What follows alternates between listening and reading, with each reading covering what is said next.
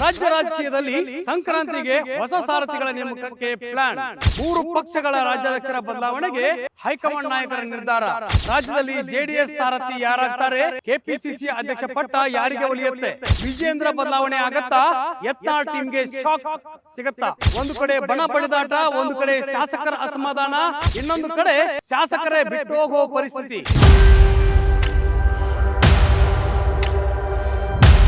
Guarantee guarantee guarantee, ಇದು guarantee news. ಸುದ್ದಿ ಖಚಿತ, ನ್ಯಾಯ ನಿಶ್ಚಿತ. ಹೊಸ ವರ್ಷದ ಶಕೆ ಆರಂಭವಾಗ್ತಿದ್ದಂತೆ ಸಂಕ್ರಾಂತಿಗೆ ರಾಜ್ಯದಲ್ಲಿ ಇರುವ 3 ಪಕ್ಷಗಳ ರಾಜ್ಯಾಧ್ಯಕ್ಷರ ಬದಲಾವಣೆ ಆಗತ್ತಾ? ಇಂತಹದೊಂದು ಪ್ರಶ್ನೆಗೆ ಕಾರಣ ರಾಜ್ಯ ರಾಜಕೀಯದ ಪರಿಸ್ಥಿತಿಗಳು. ರಾಜ್ಯದಲ್ಲಿ ಬಿಜೆಪಿ, ಕಾಂಗ್ರೆಸ್, ಜೆಡಿಎಸ್ 3 ಪಕ್ಷಕ್ಕೂ ಕೂಡ ಹೊಸ ಸಾರಥಿಗಳ ನೇಮಕ ಆಗೋದು ಫಿಕ್ಸ್ ಅಂತಿದೆ ಮೂಲಗಳು. ಹೌದು, ಕೆಪಿಸಿಸಿಯ ಅಧ್ಯಕ್ಷರಾಗಿರುವಂತಹ ಡಿ.ಕೆ. ಶಿವಕುಮಾರ್ ಅವರ ಅವಧಿ ಮುಗಿದು ಬಹಳ ದಿನಗಳಾಗಿದೆ. ಹೀಗಾಗಿ ಕಾಂಗ್ರೆಸ್ ಪಡೆಯಲ್ಲಿಯೇ ಕೆಲವೊಂದಿಷ್ಟು ನಾಯಕರು ಕೆಪಿಸಿಸಿಯ ಅಧ್ಯಕ್ಷ ಸ್ಥಾನ ಬದಲಾವಣೆ ಆಗಲೇಬೇಕು ಅಂತ ಹೈಕಮಾಂಡ್ ನಾಯಕರ ಬಳಿ ಪಟ್ಟನ್ನು ಹಿಡಿದಿದ್ದಾರೆ. ಅಲ್ಲದೆ ತಾವು ಕೂಡ ಆಕಾಂಕ್ಷಿಗಳು ಅನ್ನುವ ನಿಟ್ಟಿನಲ್ಲಿ ಪೈಪೋಟಿಯನ್ನು ನಡೆಸಿದ್ದಾರೆ. ಮೊದಲಿಗೆ ನಾವು ಕಾಂಗ್ರೆಸ್ ಪಕ್ಷದ ಸ್ಥಿತಿಗತಿಗಳನ್ನು ನೋಡೋದಾದರೆ, ಕೆಪಿಸಿಸಿಯ ಅಧ್ಯಕ್ಷರಾಗಿ ಡಿ.ಕೆ. ಶಿವಕುಮಾರ್ ಪಕ್ಷವನ್ನು ಸಂಘಟನೆ ಮಾಡೋದಲ್ಲದೆ ರಾಜ್ಯದಲ್ಲಿ ಸರ್ಕಾರವನ್ನು ಆಡಳಿತಕ್ಕೆ ತರೋದಕ್ಕೆ ಬಹಳ ಪ್ರಮುಖ ಪಾತ್ರವನ್ನು ವಹಿಸಿದ್ದಾರೆ. 136 ಶಾಸಕರು ಗೆಲುವನ್ನು ಸಾಧಿಸಿದರು. ಮೊನ್ನೆಯಷ್ಟು ನಡೆದಂತಹ ಬೈ ಎಲೆಕ್ಷನ್ನಲ್ಲೂ ಕೂಡ 3ಕ್ಕೆ 3 ಕ್ಷೇತ್ರಗಳನ್ನು ಗೆಲ್ಲುವಲ್ಲಿ CM ಸಿದ್ದರಾಮಯ್ಯರ ಜೊತೆಗೆ DCM ಆಗಿರುವ ಡಿ.ಕೆ. ಶಿವಕುಮಾರ್ ಅವರ ಪಾತ್ರ ಕೂಡ ಬಹಳ ಮುಖ್ಯವಾಗಿದೆ.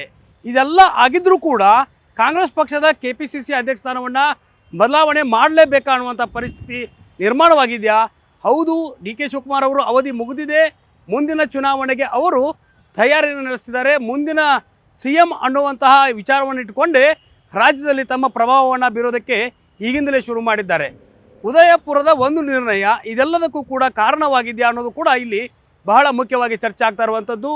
ಒಂದು ಹುದ್ದೆ ಒಬ್ಬ ವ್ಯಕ್ತಿ ಅನ್ನುವಂಥ ನಿಯಮವನ್ನು ಉದಯಪುರದಲ್ಲಿ ಕಾಂಗ್ರೆಸ್ ಏನು ತಂದಿತ್ತು, ಅದೇ ವಿಚಾರವನ್ನು ಇಟ್ಟುಕೊಂಡೇ ಕೆಪಿಸಿಸಿಯ ಅಧ್ಯಕ್ಷ ಸ್ಥಾನದ ಬದಲಾವಣೆ ಆಗಲೇಬೇಕೆಂದು ಕೆಲವೊಂದಿಷ್ಟು ನಾಯಕರು ಹೈಕಮಾಂಡ್ ಬಳಿ ದುಂಬಾಲು ಬಿದ್ದಿದ್ದಾರೆ. ಅಲ್ಲದೆ ಕೆಪಿಸಿಸಿ ಅಧ್ಯಕ್ಷ ಸ್ಥಾನಕ್ಕೆ ನಮ್ಮನ್ನ ಪರಿಗಣಿಸಿ ಅನ್ನುವಂಥ ಬೇಡಿಕೆಯನ್ನು ಕೂಡ ಇಟ್ಕೊಂಡಿದ್ದಾರೆ. ಅವರಲ್ಲಿ ಪ್ರಮುಖವಾಗಿ ನಾವು ನೋಡೋದಾದರೆ ಸತೀಶ್ ಜಾರಕಿಹೊಳಿ, ಅಹಿಂದ ನಾಯಕ, ST ಸಮುದಾಯದ ಮತಗಳನ್ನು ತಮ್ಮ ಬಳಿ ಇಟ್ಕೊಂಡಿರುವಂಥ ಸತೀಶ್ ಜಾರಕಿಹೊಳಿ ಅವರಿಗೆ ಸಿದ್ದರಾಮಯ್ಯ ಅವರ ಬಲ ಇದೆ.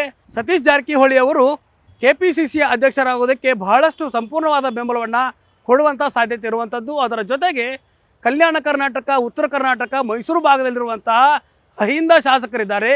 ಅವರೆಲ್ಲರೂ ಕೂಡ ಸತೀಶ್ ಜಾರಕಿಹೊಳಿ ಕೆಪಿಸಿಸಿಯ ಅಧ್ಯಕ್ಷರಾಗೋದಕ್ಕೆ ಬೆಂಬಲ ನೀಡ್ತಾರೆ ಅನ್ನೋದು ಇಲ್ಲಿ ಬಹಳ ಮುಖ್ಯವಾಗಿರುವಂಥದ್ದು. ಅದರ ಜೊತೆಗೆ ಅಹಿಂದ ನಾಯಕರಾಗಿ CM ಸಿದ್ದರಾಮಯ್ಯ ನಂತರ ಸತೀಶ್ ಜಾರಕಿಹೊಳಿ ಗುರುತಿಸ್ಕೊಳ್ತಾ ಇದ್ದಾರೆ. ಒಂದು ಕಡೆ CM ಆಕಾಂಕ್ಷೆಯನ್ನು ವ್ಯಕ್ತಪಡಿಸ್ತಾ ಇರೋದು ಬೆಳಕಿಗೆ ಬರ್ತಾ ಇದ್ದರೆ, ಇತ್ತ ಕೆಪಿಸಿಸಿಯ ಅಧ್ಯಕ್ಷ ಸ್ಥಾನದ ಮೇಲೆ ಸತೀಶ್ ಜಾರಕಿಹೊಳಿ ಅವರ ಕಣ್ಣಿರುವಂಥದ್ದು. ಸತೀಶ್ ಜಾರಕಿಹೊಳಿ ಅವರು ಏನಾದರೂ ಕೆಪಿಸಿಸಿ ಅಧ್ಯಕ್ಷರಾದರೆ ಮುಂದೆ ಚುನಾವಣೆಗಳಿಗೆ ಯಾವ ರೀತಿಯ ಪ್ರಭಾವ ಆಗತ್ತೆ, ಯಾವ ರೀತಿಯ ಪರಿಣಾಮವನ್ನು ಬೀರಬಹುದು, ಒಕ್ಕಲಿಗ, ಲಿಂಗಾಯತ, ಅಹಿಂದ 3 ಜಾತಿಯ ಸಮುದಾಯದ ನಾಯಕರು ಇದಕ್ಕೆ ಯಾವ ರೀತಿ ಬೆಂಬಲವನ್ನು ಕೊಡ್ತಾರೆ ಅನ್ನೋದು ಕೂಡ ಬಹಳ ಮುಖ್ಯ ಆಗ್ತಾ ಇದೆ. ಅದರ ಜೊತೆಗೆ MB ಪಾಟೀಲ್ ಅವರು ಕೂಡ ಕೆಪಿಸಿಸಿಯ ಅಧ್ಯಕ್ಷ ಸ್ಥಾನದ ಮೇಲೆ ಕಣ್ಣಿಟ್ಟಿದ್ದಾರೆ. ಉತ್ತರ ಕರ್ನಾಟಕ ಭಾಗದ ಲಿಂಗಾಯತ ಸಮುದಾಯದ ಬಹುದೊಡ್ಡ ನಾಯಕ MB ಪಾಟೀಲ್ ಸಚಿವರಾಗಿ, ಗೃಹ ಮಂತ್ರಿಗಳಾಗಿ ಸಾಕಷ್ಟು ಕೆಲಸವನ್ನು ಮಾಡಿದ್ದಾರೆ. ಕೆಪಿಸಿಸಿ ಅಧ್ಯಕ್ಷ ಸ್ಥಾನದ ಮೇಲೆ ಅವ್ರದ್ದು ಕೂಡ ಕಣ್ಣಿರುವಂಥದ್ದು. ಯಾಕಂದರೆ ಕೆಪಿಸಿಸಿಯ ಅಧ್ಯಕ್ಷರಾಗಿ ಕೆಲಸವನ್ನು ಮಾಡಿ ರಾಜ್ಯದಲ್ಲಿ ಪಕ್ಷವನ್ನು ಸಂಘಟನೆ ಮಾಡೋದ್ರ ಜೊತೆಗೆ ಹೈಕಮಾಂಡ್ ಮಟ್ಟದಲ್ಲಿ ತಮ್ಮ ಒಂದು ಹೆಸರನ್ನು ಬಳಸಿಕೊಳ್ಳುವ ನಿಟ್ಟಿನಲ್ಲೂ ಕೂಡ ಸಾಕಷ್ಟು ಚರ್ಚೆ ನಡೀತಾ ಇರುವಂಥದ್ದು. ಅದರ ಜೊತೆಗೆ ಈಶ್ವರ್ ಖಂಡ್ರೆ ಅವರು ಕೂಡ ಈ ಒಂದು ಕಲ್ಯಾಣ ಕರ್ನಾಟಕ ಭಾಗದಲ್ಲಿ, ಅದರಲ್ಲೂ ಕೂಡ ಮಲ್ಲಿಕಾರ್ಜುನ ಖರ್ಗೆ ಅವರ ಆಪ್ತರಿಂದ ಗುರುತಿಸಿಕೊಂಡಿರೋದ್ರಿಂದ ಈಶ್ವರ್ ಖಂಡ್ರೆ ಅವರು ಕೂಡ ಸಾಕಷ್ಟು ಪೈಪೋಟಿಯನ್ನು ನಡೆಸಿದ್ದಾರೆ.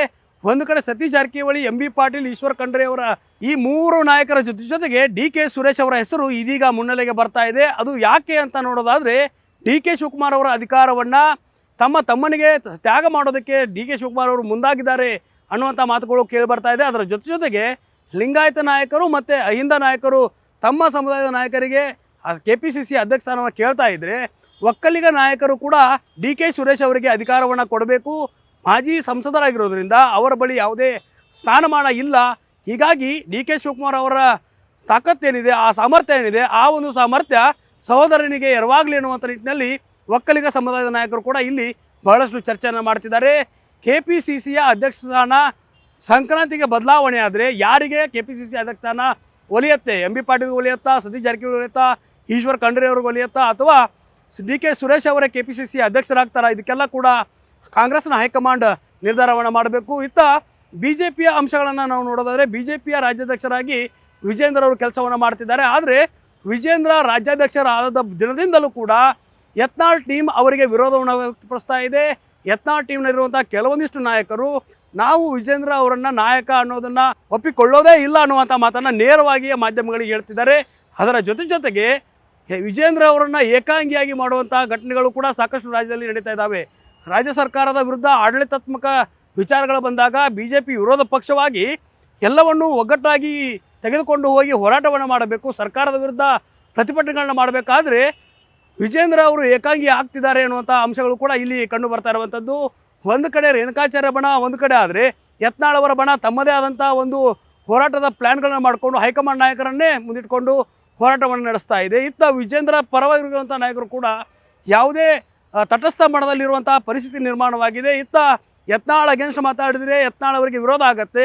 ಇತ್ತ ರೇಣುಕಾಚಾರ್ಯ ಅವರಿಗೆ ಸಪೋರ್ಟ್ ಮಾಡಿದರೆ ಯಡಿಯೂರಪ್ಪನವರು ಮೆಚ್ಚುಗೆಯನ್ನು ವ್ಯಕ್ತಪಡಿಸ್ಕೊಳ್ತಾರೆ. ಅದರ ಜೊತೆಗೆ ವಿಜೇಂದ್ರ ಅವರ ವರ್ಚಸ್ಸಿದೆ, ಆ ವರ್ಚಸ್ಸು ಇಲ್ಲಿ ಕುಂದುತ್ತಾ ಬರ್ತಾ ಇದೆ. ವಿಜೇಂದ್ರ ಆರಂಭದ ದಿನಗಳಲ್ಲಿ ಸಾಕಷ್ಟು ಚುನಾವಣೆಗಳನ್ನು ಏಕಾಂಗಿ ಎದುರಿಸಿದರು. ಅದರ ಜೊತೆಗೆ ತಳಮಟ್ಟದಲ್ಲಿ ಅದರಲ್ಲೂ ಕೂಡ ಕೆಲವೊಂದಿಷ್ಟು ಕೆಳ ಸಮುದಾಯದ ನಾಯಕರ ಮತಗಳನ್ನು ಸಂಗ್ರಹಿಸೋದ್ರಲ್ಲಿ ವಿಜೇಂದ್ರ ಯಶಸ್ವಿಯಾಗಿದ್ದರು. ಕೆಲವು ಉಪಚುನಾವಣೆಯನ್ನು ಗೆಲ್ಲುವಲ್ಲಿ ಕೂಡ ವಿಜೇಂದ್ರ ಅವರ ಪಾತ್ರ ಬಹಳ ಮುಖ್ಯವಾಗಿತ್ತು. ಆದರೆ ಏಕಾಏಕಿ ಯತ್ನಾಳ್ ಬಣ ಅವರ ವಿರುದ್ಧ ಹೋರಾಟವನ್ನು ಮಾಡ್ತಾ ಇದೆ. ದೆಹಲಿಯ ಹೈಕಮಾಂಡ್ ನಾಯಕರ ವಿರೋಧದ ನಡುವೆಯೂ ಕೂಡ ಯತ್ನಾಳ್ ಟೀಮ್ ಯಾವುದೇ ರೀತಿಯ ಸಂಧಾನಗಳಿಗೆ ಬಗ್ತಾ ಇಲ್ಲ.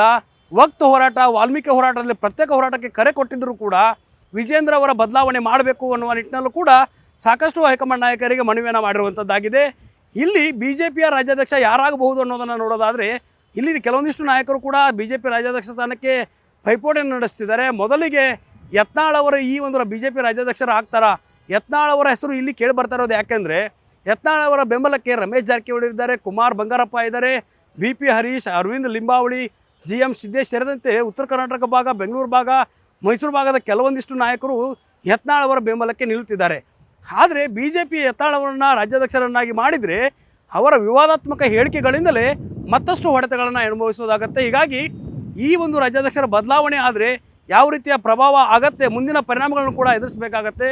ಇನ್ನೊಂದು ಕಡೆ ನೋಡೋದಾದರೆ ಶೋಭಾ ಕರಂದ್ಲಾಜೆ ಅವರಿಗೆ ಚರಿಷ್ಮಾ ಇದೆ. ಆದರೆ ರಾಜ್ಯದಲ್ಲಿ ಯಡಿಯೂರಪ್ಪನವರ ನಂತರ ರಾಜ್ಯ ಮಟ್ಟದ ನಾಯಕರನ್ನು ಗುರುತಿಸ್ಕೊಳ್ಳೋದಕ್ಕೂ ಕೂಡ ಅವರಿಂದ ಆಗೋದಿಲ್ಲ ಅನ್ನುವಂಥ ಮಾತುಗಳು ಕೂಡ ಕೇಳಿ ಬರ್ತಾ ಇರುವಂಥದ್ದು. ಇನ್ನು ಮಾಜಿ ಸಚಿವ ವಿ ಸುನೀಲ್ ಕುಮಾರ್ ಕೂಡ ಕರಾವಳಿ ಭಾಗದ ನಾಯಕ. ನಳಿನ್ ಕುಮಾರ್ ಕಟೀಲ್ ಅವರನ್ನು ಕರಾವಳಿ ಭಾಗದಿಂದ ತಂದಂಥ RSS ನಾಯಕರು ವಿ ಸುನೀಲ್ ಕುಮಾರ್ ಅವರನ್ನು ಮತ್ತೆ ರಾಜ್ಯಾಧ್ಯಕ್ಷರನ್ನು ಮಾಡುವಂಥ ಮನಸ್ಸನ್ನು ಹೊಂದಿಲ್ಲ. ಯಾಕಂದರೆ ಈ ಹಿಂದೆ ನಳಿನ್ ಕುಮಾರ್ ಕಟೀಲ್ ಅವರು ಮಾಡಿದಂಥ ಕೆಲವೊಂದಿಷ್ಟು ಕಾರ್ಯಗಳು BJP ನಾಯಕರಿಗೆ, BJP ಹೈಕಮಾಂಡ್ ನಾಯಕರಿಗೆ ಸುತಾರಾಮ್ ಇಷ್ಟ ಆಗಿಲ್ಲ ಅನ್ನೋದು ಕೂಡ ಬಹಳ ಮುಖ್ಯವಾಗಿರುವಂಥದ್ದು.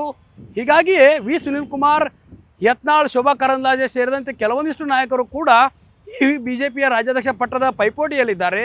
ಆದರೆ BJPಯ ಹೈಕಮಾಂಡ್ ವಿಜೇಂದ್ರ ಅವರನ್ನೇ ಮುಂದುವರಿಸುತ್ತಾ ವಿಜೇಂದ್ರ ಅವರನ್ನು ರಾಜ್ಯಾಧ್ಯಕ್ಷ ಸ್ಥಾನದ ಕೆಳಗಿಳಿಸಿ ಮತ್ತೊಬ್ಬರನ್ನು ರಾಜ್ಯಾಧ್ಯಕ್ಷರನ್ನು ನೇಮಕ ಮಾಡುವಂಥ ದುಸ್ಸಾಹಸಕ್ಕೆ ಮುಂದಾಗತ್ತಾ, ಅದು ಕೂಡ ಕಾದು ನೋಡಬೇಕಾಗಿದೆ. ಇನ್ನು JDS ಪರಿಸ್ಥಿತಿ ನೋಡೋದಾದರೆ ರಾಜ್ಯದಲ್ಲಿ 19 JDS ಶಾಸಕರಿದ್ದಾರೆ. ನಿಖಿಲ್ ಕುಮಾರಸ್ವಾಮಿ ಅವರು ಸೋಲಿನ ಮೇಲೆ ಸೋಲುಗಳನ್ನು ಅನುಭವಿಸಿದ್ದಾರೆ. ಇತ್ತ ಪಕ್ಷ ಸಂಘಟನೆ ಮಾಡ್ತೀನಿ, ನನಗೆ ಎಲೆಕ್ಷನ್ ಬೇಡ ಅನ್ನುವ ಮಾತನ್ನು ನಿಖಿಲ್ ಕುಮಾರಸ್ವಾಮಿ ನೇರವಾಗಿಯೇ ಕುಮಾರಸ್ವಾಮಿ ಅವರಿಗೆ ಹೇಳಿದರು. ಆದರೂ ಕೂಡ ಚನ್ನಪಟ್ಟಣದ ಉಪಚುನಾವಣೆಯಲ್ಲಿ ನಿಖಿಲ್ ಕುಮಾರಸ್ವಾಮಿ ಅವರನ್ನು ನಿಲ್ಲಿಸಲಾಗಿತ್ತು. ಅಲ್ಲಿಯೂ ಕೂಡ ಹೀನಾಯವಾಗಿ ನಿಖಿಲ್ ಕುಮಾರಸ್ವಾಮಿ ಅವರು ಸೋಲ್ತಾರೆ. ಅದರಲ್ಲೂ ಕೂಡ ಕೆಲವೊಂದಿಷ್ಟು ನಾಯಕರು ನಿಖಿಲ್ ಕುಮಾರಸ್ವಾಮಿಯ ರಾಜ್ಯಾಧ್ಯಕ್ಷ ಪಟ್ಟ ಕೊಡಬೇಕಾ ಬೇಡವಾ ಅನ್ನೋ ವಿಚಾರಕ್ಕೆ ಒಂದು ಕಡೆ ಆದರೆ JDSನಿಂದ ದೂರ ಆಗ್ತಿರುವಂಥ ನಾಯಕರು ಕೂಡ ಅಲ್ಲಿಯೇ ಇರುವಂಥದ್ದು. ಅದರಲ್ಲೂ ಕೂಡ ಕುಮಾರಸ್ವಾಮಿ ಸಹೋದರರಂಥ HD ರೇವಣ್ಣ, GT ದೇವೇಗೌಡ ಅವರು ಕೂಡ ಸುತಾರಾಮ್ ಈ ಒಂದು ರಾಜ್ಯಾಧ್ಯಕ್ಷರ ಪಟ್ಟಕ್ಕೆ ನಿಖಿಲ್ ಕುಮಾರಸ್ವಾಮಿ ಏರಿಸೋದಕ್ಕೆ ವಿರೋಧವನ್ನು ವ್ಯಕ್ತಪಡಿಸ್ತಾರೆ ಅನ್ನುವಂಥ ಮಾಹಿತಿಗಳಿರುವಂಥದ್ದು. ಆದರೆ ಸಂಕ್ರಾಂತಿಗೆ ಕುಮಾರಸ್ವಾಮಿಯವರು ನಿಖಿಲ್ ಕುಮಾರಸ್ವಾಮಿಯವರ ಪಟ್ಟಾಭಿಷೇಕಕ್ಕೆ ಮುಂದಾಗ್ತಾ ಇದ್ದಾರೆ. ಈ ಒಂದು ಪಟ್ಟಾಭಿಷೇಕ ಆದ ಬಳಿಕ ನಿಖಿಲ್ ಕುಮಾರಸ್ವಾಮಿಯವರ ರಾಜಕೀಯ ಭವಿಷ್ಯ ಹೇಗೆ ಮುಂದುವರಿಯುತ್ತೆ, ಅದರ ಜೊತೆಗೆ ರಾಜ್ಯದಲ್ಲಿ ಅಧೋಗತಿಗೆ ತಳ್ಳಿರುವಂಥ ಕೇಂದ್ರದಲ್ಲಿ 2 ಸೀಟ್ಗಳನ್ನು ಗೆದ್ದಿರಬಹುದು ಕುಮಾರಸ್ವಾಮಿಯವರು. ಆದರೆ ರಾಜ್ಯದಲ್ಲಿ JDS ಪಕ್ಷ ಸಂಘಟನೆಯ ವಿಚಾರ ಕೂಡ ಬಹಳ ಮುಖ್ಯವಾಗಿರುವಂಥದ್ದು. ಈ ಹಿನ್ನೆಲೆಯಲ್ಲಿಯೇ ನಿಖಿಲ್ ಕುಮಾರಸ್ವಾಮಿಯವರಿಗೆ ರಾಜ್ಯಾಧ್ಯಕ್ಷ ಪಟ್ಟವನ್ನು ಕಟ್ಟೋದರ ಜೊತೆಗೆ ಯುವ ಸಮುದಾಯ, ಯುವ ಸಂಘಟನೆಯನ್ನು ಮಾಡುವ ನಿಟ್ಟಿನಲ್ಲಿ ಕುಮಾರಸ್ವಾಮಿಯವರು ಬಹಳ ಚಿಂತನೆ ನಡೆಸ್ತಿದ್ದಾರೆ. ಯುವ ಸಮುದಾಯಕ್ಕೆ ನಿಖಿಲ್ ಕುಮಾರಸ್ವಾಮಿಯವರ ರಾಜ್ಯಾಧ್ಯಕ್ಷ ಪಟ್ಟ ಯಾವ ರೀತಿ ವರ್ಕೌಟ್ ಆಗುತ್ತೆ, JDS ಯಾವ ರೀತಿ ರಾಜ್ಯದಲ್ಲಿ ಮತ್ತೆ ಪಕ್ಷ ಸಂಘಟನೆಯಾಗಿ ಹಿಂದಿನ ರೀತಿಯ ತಮ್ಮ ಚರಿಷ್ಮಾವನ್ನು JDS ಪಡೆದುಕೊಳ್ಳುತ್ತಾ ಅನ್ನೋದನ್ನು ಕೂಡ ಇಲ್ಲಿ ಬಹಳ ಗಮನದಲ್ಲಿಟ್ಕೊಂಡು ನೋಡಬೇಕಾಗತ್ತೆ. ರಾಜ್ಯದಲ್ಲಿ ಸಂಕ್ರಾಂತಿಗೆ ಮೂರೂ ಪಕ್ಷದಲ್ಲಿ ರಾಜ್ಯಾಧ್ಯಕ್ಷರ ಬದಲಾವಣೆ ಫಿಕ್ಸ್ ಆಗಿದೆ ಅನ್ನುವಂಥ ಮಾತುಗಳು ಕೂಡ ಬಹಳಷ್ಟು ಕೇಳಿ ಬರ್ತಾ ಇರುವಂಥದ್ದು. ಕಾಂಗ್ರೆಸ್, BJP, JDS ನಾಯಕರು ಈ ಒಂದು ರಾಜ್ಯಾಧ್ಯಕ್ಷರ ಬದಲಾವಣೆಯ ಮೂಲಕ ಮುಂದಿನ ರಾಜಕೀಯ ಬೆಳವಣಿಗೆ, ಮುಂದಿನ ರಾಜಕೀಯ ಪರಿಣಾಮಗಳು ಯಾವ ರೀತಿ ಬೀಳುತ್ತೆ ಅನ್ನೋದನ್ನು ಬಹಳ ಕುತೂಹಲದಿಂದ ಕಾದು ನೋಡ್ತಿದ್ದಾರೆ.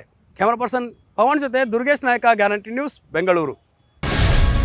ಗ್ಯಾರಂಟಿ ನ್ಯೂಸ್, ಸುದ್ದಿ ಖಚಿತ, ನ್ಯಾಯ ನಿಶ್ಚಿತ.